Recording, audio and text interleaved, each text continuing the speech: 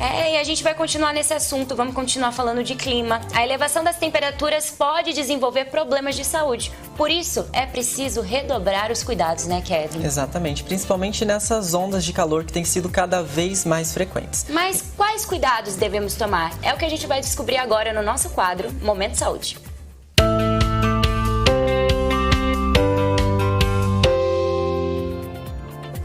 Bom, e para bater um papo sobre esse assunto, nós convidamos a doutora Andiara Gelmini, que é médica especialista em nutrologia e medicina funcional integrativa. Seja bem-vinda, doutora. Seja muito bem-vinda, O prazer doutora. é meu, meus amores. Obrigada pelo convite. Doutora, de fato, a gente viu ali algumas coisas que acontecem quando tem uma seca, quando o clima está muito quente. Quais são os riscos para a saúde humana de um calor extremo? A gente pode dizer que o maior risco quando a gente é exposto a temperaturas extremas é a famosa insolação. O problema é que, na maioria das vezes, esses sintomas passam subdiagnosticados. As pessoas não entendem o quanto é importante saber quando a gente está entrando num quadro de desidratação ou o que a gente pode fazer para prevenir. Sim, com toda certeza. E, doutora, a gente sabe que não tem como escapar, né, dessa onda de calor. Não tem o que fazer. Mas quais são os grupos mais vulneráveis? As pessoas que a gente tem que tomar mais atenção? Para você que está em casa, os grupos mais vulneráveis são os idosos e as crianças, justamente por ser uma população em que eles não solicitam a água, então é preciso ficar atento, quem tem idoso ou criança pequena em casa, e aumentar a oferta líquida, sempre lembrando que isso deve ser feito com água ou sucos naturais, sem adição de açúcar. Além disso, a gente tem as populações que já são doentes, como os diabéticos, pacientes com doenças renais ou pacientes acamadas. Então, assim, doutora, uma coisa que eu fico pensando é só a hidratação que a gente fala, mas existem outros fatores que podem colaborar? Sim, o ideal é a gente sempre lembrar da hidratação, mas a gente pode prevenir também os sintomas de insolação com roupas leves, roupas com proteção UV, pelo menos fator de proteção acima de 50. Lembrar de olhar se essa roupa ela tá realmente, se ela é uma roupa de qualidade, se ela realmente protege contra os raios ultravioletas. Chapéus, sandálias, evitar sapatos fechados. Quem não tem ar-condicionado no quarto, lembrar de no carro, lembrar de abrir as janelas. Quem não possui ar-condicionado dentro de casa ou ventilador, lembrar de umedecer a cama com toalha, deixar copo de água perto. Tem várias estratégias para tentar reduzir a temperatura corporal e a temperatura do ambiente. Legal. Então essas estratégias que a gente realmente vê na internet, eu já vi uma que colocar uma bacia de água num ambiente vai ajudar realmente a... Ajuda e ajuda bastante, até porque essa água ela evapora, então ajuda a umidificar o ambiente. E também quando o calor está muito extremo, às vezes a gente tem, no caso do Nordeste, né, do país, em que as casas são feitas já de um material que infelizmente aumenta a temperatura dessa casa. Lembrar de colocar toalha, estender toalha úmida na própria cama antes de deitar. Também ajuda. Doutora, a gente estava até comentando aqui nos bastidores, né, sobre o nosso corpo. Você acredita que o nosso corpo ele vai se adaptar a isso conforme o tempo for passando ou não? Olha, Nath, o corpo humano ele é inteligentíssimo. Ele se adapta sim às temperaturas, mas no caso que a gente está passando hoje são temperaturas extremas e elas vêm aumentando abruptamente. Aí, infelizmente, as populações mais desfavoráveis, que é o que a gente citou, não dão conta de fazer esse termostato natural. Entendi. E na alimentação, como que a gente pode comer alimentos, né, que ajudam no alívio do calor, mas que tem aí proteína, porque a gente sabe que o calor desidrata bastante. O que a gente pode mudar? A gente tem que lembrar de aumentar a ingesta hídrica de água. Eu sempre prezo isso para os meus pacientes, porque a maioria de nós acha que estamos tomando líquido de forma equilibrada por si só. Para vocês terem ideia, a gente calcula a quantidade de água 35 a 40 ml por quilo de peso. Então, por exemplo, uma paciente de 60 quilos, ela tem que tomar aí 2.500 a 3 litros de água dia. Quando a gente está passando por essas ondas de calor, essa reposição hídrica tem que aumentar.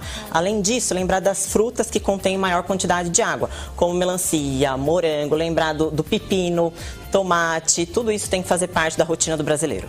E doutora, a gente vê, né, que as pessoas às vezes não entendem, que você tá falando assim, ai, eu tô tremendo, ai, eu tô passando meio mal, ai, tô me sentindo com uma sensação ruim, aí a pessoa fala, senta aí, eu vou te dar uma água. Isso pode ser, se passar mal, essa sensação ruim, pode ser algum sintoma de um calor excessivo? Quais são os sintomas de insolação? Alteração de tremor, a pessoa pode ficar um pouco mais trêmula, tontura, visão turva, taquicardia, sensação de fraqueza, desmaio, sudorese. Às vezes, para quem não conhece, pode até ser interpretada como uma crise de ansiedade. É isso. Porque a gente não tem esse consentimento. Aliás, nós nunca enfrentamos temperaturas tão altas como estamos enfrentando. E lembrar que 2024 vai ser o ano mais quente do Brasil. Então, todos esses sintomas, notou que tá ficando um pouquinho mais zonzo, a visão tá turva, a boca tá ficando seca, tá com tontura, com aquela sensação de fraqueza, diarreia, dor de estômago, sim, pode ser sintoma de insolação. Caramba. E o meu conselho é, primeiro procure um pronto-socorro. Até diarreia? Diarreia, porque o líquido, todo mundo fala, pegou virose. O que é a virose? É a desidratação. Mas a diarreia, ela preceder o sintoma de uma desidratação mais severa. Caramba, eu não sabia não. Também não.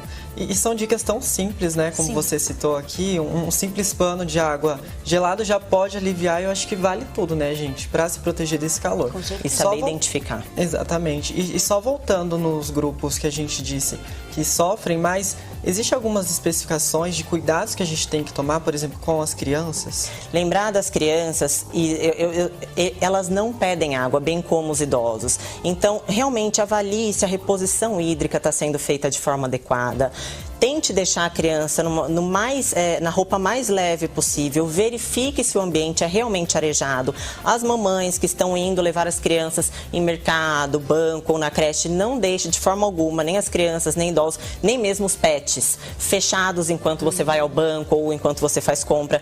Porque é assim, para as populações de risco, infelizmente, é 10 minutinhos que precisa ali para essa criança sofrer uma desidratação, para o pet falecer. É importantíssimo a gente estar atento a tudo isso. E a gente acompanha alguns casos que acontecem, né? Que infelizmente acontecem, então a prevenção é a melhor coisa. Vamos falar de exercício físico, porque chega o verão, todo mundo quer aquele corpo maravilhoso, mas existem alguns exercícios que são feitos ao ar livre. Como proceder nesse momento de onda de calor? Exercício ao ar livre é sempre muito bem-vindo, mas a gente tem que lembrar de usar o ar livre o mais cedo possível ou no mais tardar. Então, ali, tentar fazer esse exercício entre as 6 e as 8 da manhã ou a partir das 17, 17h30. São bons horários. São bons horários. E sempre lembrando de estar com a sua reposição hídrica perante o exercício. Com certeza, a garrafinha de água muito tem que estar do lado.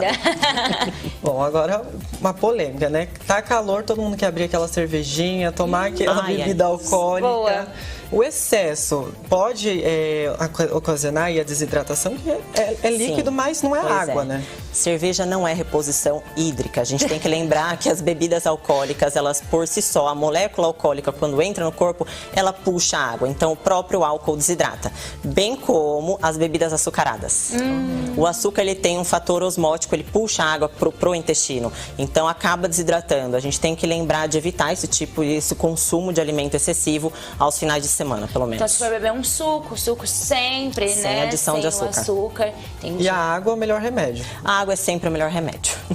Doutora, e tem aqueles isotônicos. Tem. Isso auxilia, porque a gente vê muitas propagandas, muitas pessoas falam que auxilia ou não auxilia. Os isotônicos, eles ajudam sim, mas quando o paciente já está enfrentando um quadro de desidratação, por exemplo, está se sentindo mais com a visão turva, está sentindo tontura, o ideal é fazer o soro caseiro. Então, colocar ali 1 litro de água, uma colherzinha de sal e uma colherzinha de açúcar, ferver essa água e tomar ao longo do dia. Ou, se isso não for possível, se os sintomas já estiverem severos, realmente procurar um pronto-socorro. Doutora, então, para finalizar assim com chave de ouro a nossa entrevista, esse nosso momento de saúde, queria que você fizesse esse alerta, desse essas dicas assim de uma vez por todas para o pessoal de casa. Pessoal, é um prazer. Lembrem-se, esse ano de 2024, infelizmente, vai ser até então o ano mais quente do Brasil. Evitem consumo de bebida alcoólica e bebidas açucaradas em excesso. Lembrem-se da hidratação hídrica. Procurem se hidratar de forma mais consciente. Quantifiquem a quantidade de água que vocês realmente estão tomando em 24 horas. Coloquem alimentos mais ricos em água, em minerais, como as frutas e os legumes. E, por favor, roupas leves. Arrasou. Obrigada, doutora. Obrigada. É um prazer estar aqui. Super necessária. Volte sempre, porque obrigada. Todas as entrevistas tema muito relevante, muito extremamente relevante. Vocês são sempre atuais. Eu adoro os temas. Obrigada, doutora. Obrigada eu, meus amores. Bom ano pra você, igualmente. Viu? Break rapidinho, já você confere aqui no Band Mulher um bate-papo sobre paisagismo. Peraí que a gente volta num instantinho.